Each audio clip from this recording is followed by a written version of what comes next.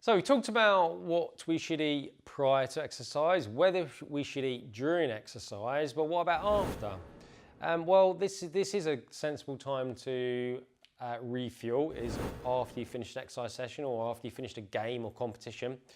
But what is it we need to refuel? Well, there's a few things going on. So first of all, if you've been training hard, you've been competing hard, you will have damaged some of your protein filaments. So some of your proteins are going to be, some slight micro tears there. So we need to start the repair and rebuild process.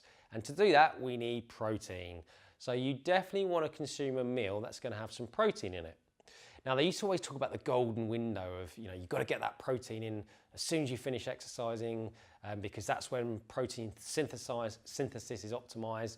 And from what I understand is the most up-to-date research now suggests that you don't have just this one opportunity to do it. As long as you get your protein at some point after your training session that day, you'll be fine. But if you're going to have a meal after training, you might as well make sure there's some protein in there. Now, your glycogen levels are likely to be low as well after a training session, so we need to resynthesize the glycogen. We need to top up on that as well. So making sure you've got some good carbohydrates. Now, again, I mentioned previously that I had a job working as a sports scientist at Brighton Hove Albion Football Club years ago.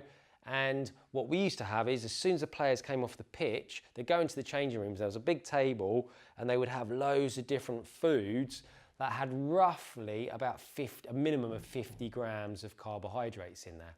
And they were generally quite sort of high GI foods as well, which for those of you who don't know what high GI is, it's basically foods that get converted into glucose very quickly.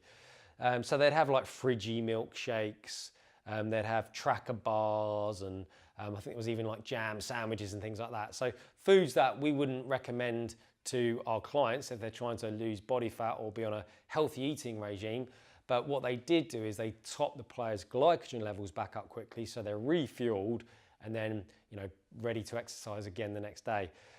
So those foods would have about 50 grams of carbs, which is a typical amount. You can get more specific and work it out by using the person's weight, but 50 grams is going to suit most people's needs. So as soon as you've finished exercising, get some protein in. Try and aim for about 50 grams of carbs as well. If you've got a fat loss goal, or if you're not a competitive athlete, you should probably opt for some more unrefined carbs rather than the jam sandwiches and the fridgy milkshakes like the players. And then the other thing is you're going to be low on electrolytes, so things like salt and magnesium and zinc, all these minerals that you sweat out basically when you're training. So again, the most research shows if you just have a regular sensible meal after your training session, you're going to top those back up anyway from the mineral content of the foods. You can buy drinks that already have that stuff in. If you're a competitive athlete and that's really important to you, then you might do that. But otherwise, for us average Joes, just get a sensible meal in after your training session, as close to it as you can, really. Okay, that's my advice on eating post-exercise.